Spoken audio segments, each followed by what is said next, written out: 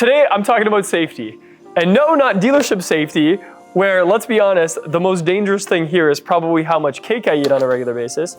But let's talk about Lexus Safety Sense, because I think this is a topic that has so much depth to it and so many layers to it that most of the time, salespeople just skip by it.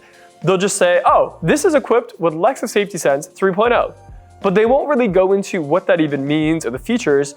And in a recent experiment that I did with some other luxury brands, I forget that some other brands charge per feature that comes standard in Lexus Safety Sense. So let's get into it. Okay, so I am gonna cheat and use my phone because there is so many things to go over and I don't wanna miss any. Number one, and I know I'm guilty of missing this one when speaking to guests, is the pre-collision system. This is a system that came out in like the mid-teens of the 2000s, like 2015 or something like that. And it became pretty much standard across any Toyota or Lexus at that time. What it does is it constantly monitors for objects in front of you so that if you're in a situation where you're maybe looking out the window, not paying attention, and you're not on the brake, and the vehicle thinks that you are not in control right now and are about to hit an object, it can notify you. It'll go beep, beep, beep, beep, beep, alert, and light up the dash and make a noise. And if you don't react, it'll apply the brakes in a very abrupt motion.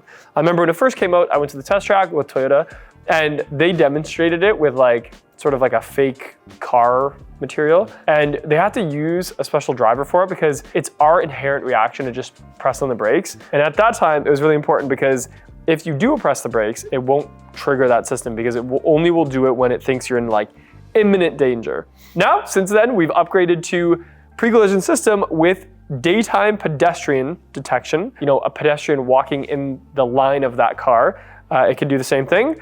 And now we also have daytime and low light bicycle detection. So we can see that pre-collision getting better and better and better.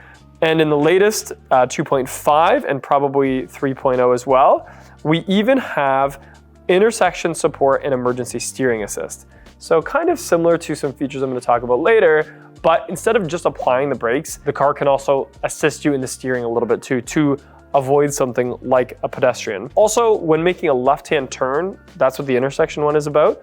It is looking for traffic in different directions. So to make sure that there's not a cyclist coming up behind you and you're going to turn left and hit them, the car is looking for that. So not just in front of you, but coming up behind you as well. And then also there's one, I think this is only on some of the flagship models like the LS right now, but it also has front lateral side pre-collision system. So now we're seeing sensors a little bit more on the sides as well. So over to, let's talk about lane assist. So it used to be that there was just lane departure alert. When I was at Toyota, lane departure alert meant if you went out of your lane and that feature was on and you're going over like 50 kilometers an hour, it would beep at you. Well, when I came to Lexus, I liked that it vibrated the steering wheel instead. So it's not like verbally telling me I'm a bad driver, it's just haptically telling me I'm one. So now we have lane departure alert with steering assist. And I remember when that came out, it was really cool that not only did it vibrate, it also corrected us a little bit. It was almost like the first steps of what is becoming autonomous driving or autonomous technologies for driving. Then that moved into a lane tracing assist. So lane tracing assist can essentially just keep us dead center in the lane. So instead of like having the cruise control lane departure on and like you have to bounce off the lines to keep you in your lane, which I did used to demonstrate all the time, lane tracing assist will keep us dead center of the lane. And as technology has gotten better, it even keeps us center through like a curve. Now, a lot of old school drivers are gonna say, why do I need that? I'm a good driver. It's not about if you're a good driver or not. Using these types of technologies helps with driver fatigue. So if you're driving all the way from Niagara Falls to Florida or from Niagara Falls to Ottawa, you wanna make sure you don't get tired. And using these assists can kind of just help with that. Then we had enhanced line and road recognition. So that's still kind of a development of that same technology because it used to have to be that like the road had to be super clear. I'm talking bright white lines, no snow, no reflection, not too dark, not too bright. And now we can do it even without some lines. So let you in a little secret here. Our cars actually have machine learning AI. Meaning they're learning how roads work and how drivers work and all these things to be able to adjust some of that. So that's kind of cool. Then we have dynamic radar cruise control. So again, a take on a classic cruise control system where it used to be that, you had radar cruise control, but now there's high speed, there's low speed, there's all speed. So you can even just set your cruise control to 50 kilometers an hour. And if the car in front of you slows down to a stop, your car will stop. And then when it goes, you can kind of just touch your gas and your car will continue on again. And that's in all the latest technologies. Roadside assist. And now we're getting into the ones that I forget to talk about because it's just not on the front of my mind, but I love it when the car has it. So roadside assist, I've talked about this in other videos before. Essentially, if you glance down at your gauge cluster, you might see a road sign. It might say 50 kilometers an hour. It might say no right turns on red. And that's a true story. I was driving to work, I was driving through downtown St. Catharines, and I was sitting there and I was minding my own business, and I looked down at my gauge cluster and I see it's telling me no right turn on red. And I was like, how does it know that? And then I looked up and I could see the sign above me that I didn't see before because I was in like an RC or something like that, like the roof line was in my way. And I realized, wow, the car is telling me right in front of me, oh, by the way, here's all the road signs in your area right now. And I tested it on my way to the airport not long ago, where I had Google Maps up and it told me the speed limit was 50, but the road sign assist told me it was 70. And I checked and it actually was 70. And it picked up on that road sign instead of Google just guessing based on like internet mathematics or something like that. So really cool. I like it a lot. I think it's super safe. And it's cool that the car recognizes the signs. Auto high beam, it's been around forever. It works great. Essentially, if you have your high beams on and a car is coming towards you or an object, it'll shut them off, or it'll like just go low beams. However, we now have intelligent high beam system, which is my favorite. I think it's so cool. Not really because like I drive around in the dark a lot, but I just think it's like cool technology.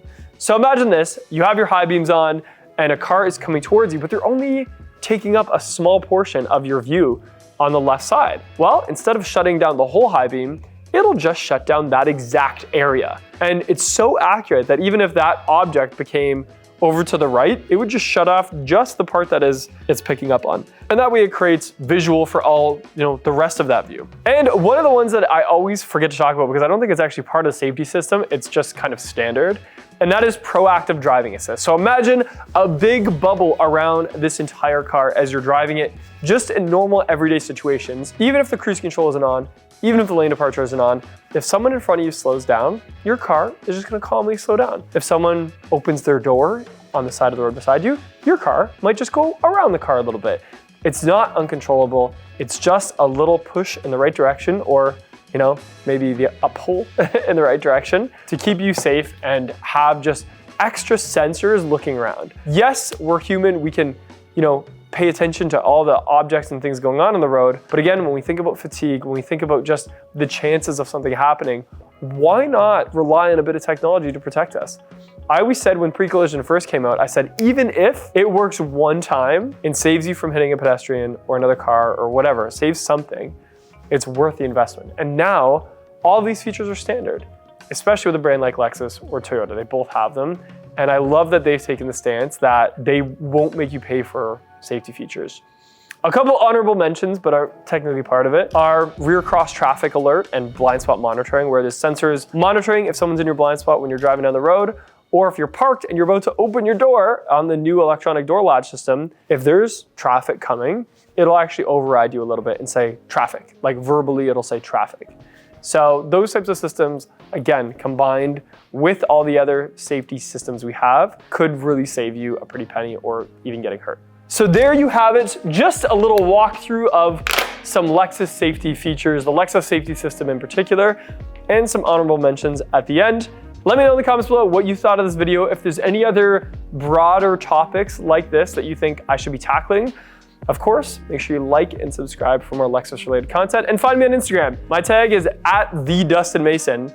Shoot me a message. I love hearing from the fans. I love meeting some of our fans in person as well. So reach out before, hopefully we become too big. That is gonna be hard to. Anyway, I'll see you in the next video.